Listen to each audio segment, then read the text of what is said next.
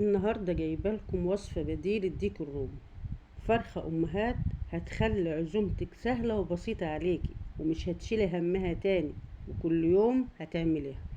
وصفة بسيطة وسهلة، بس النتيجة هتشرفك قدام ضيوفك، وبعد كده هتكون سر من أسرار سفرتك في رمضان وفي غير رمضان. أي عزومات، أي لمة العيلة، الفرخة الأمهات هي هتحل كل المشاكل، بطعم وشكل وجمال الديك الرومي، بس اقتصادية وعلى قد ايدينا.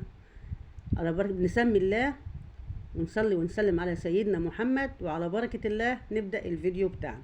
دي فرخة أمهات عاملة 4 كيلو ونص، ولقيت فيها بيض، جبتها وغسلتها وحطيتها في محلول نقع، سكر وملح وفلفل اسود وحبهان ولورا، ونقعتها فيهم ميه وسبتها حوالي ساعة.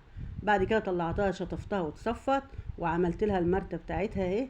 بصل بشرته ناعم خالص في الكبة، وحطيت عليه ملح مبهر بالفلفل والحبهان والمستكة واللورة، ودعكت الفرخة بتاعتي كويس جدا من تحت الجلد وفوق الجلد وجوه وبره، لفتها كلها بالمرتة دي بتخلي طعم الفرخة كده جميل.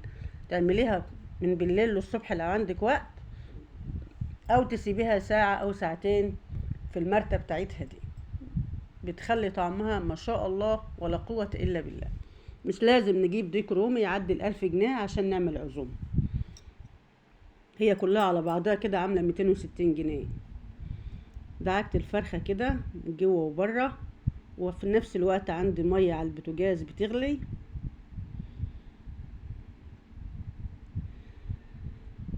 لا اله الا انت سبحانك اني كنت من الظالمين. ده الخضار بتاعنا هنحطه في مية السلق، بصل وجزر وفلفل حامي كده وطماطمايه، ومعايا البهارات والتوابل بتاعتي كلها صحيحة: قرنفل، فلفل اسود، لورا،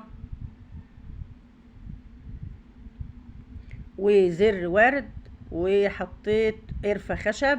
المية غليت كده، نزلت بالتوابل وبالخضار بتاعي، وبعد كده حطيت الفرخة بتاعتي نزلتها كده في المية اللي بتغلي، وهدى اول ما تبدأ تغلي هدى عليها النار واسيبها. بعد كده هي بدأت تطلع الريم على الوش، طلعت شلت الريم ده بمعلقة بالراحة كده بهدوء. اهم حاجة تكون النار هادية خالص، اول ما تاخد اول غلوة تبدأ تهدي عليها النار وتسيبيها بقى. الفرخة دي خدت قد ايه في التسوية؟ خدت ساعة ونص، وكانت ما شاء الله ولا قوة الا بالله جميلة. كده خلاص شلت كل الريم اللي ظهر على الوش، حطت لها كده حبيتين نوى علشان تستوي وتبقى كلها مستوية كده وجميلة. ده نوى بلح، وظبطت الملح بتاعها.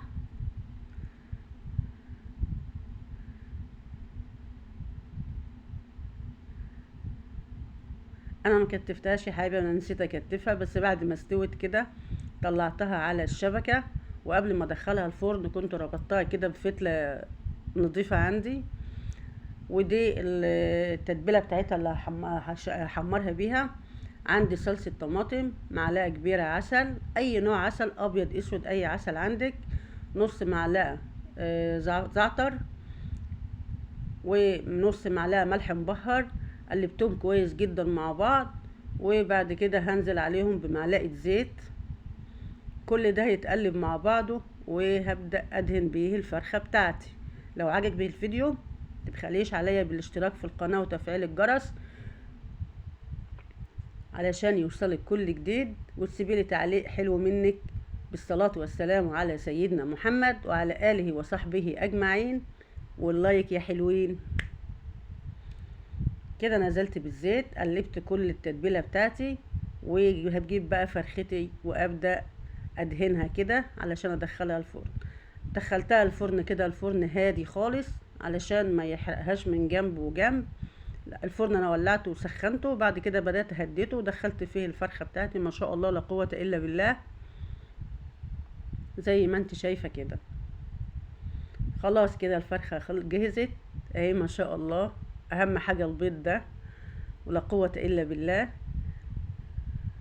ايه فرقها دي عن الديك الرومي؟ ولا في اي فرق بينها وبين الديك الرومي. جميلة خالص اهيت ومالية الطبق ما شاء الله. تنفع لعزومات رمضان، تنفع لعزومات لمة العيلة، تنفع لغدا الجمعة، تنفع في كل المناسبات وكل الأحوال. هي بتبقى المنقذ بتاعنا دي. هنا كده هوريك ان اللحمة بتاعتها استوت من جوه وبيضة وجميلة خالص اهي ما شاء الله. لا قوة الا بالله. اخدت ساعة ونص في التسوية على نار هادية، وحمرتها في الفرن برضو على نار هادية. ما شاء الله. شوف اللحمة بتاعتها طالعة عاملة ازاي. مفيش اي فرق بينها وبين الديك الرومي خالص.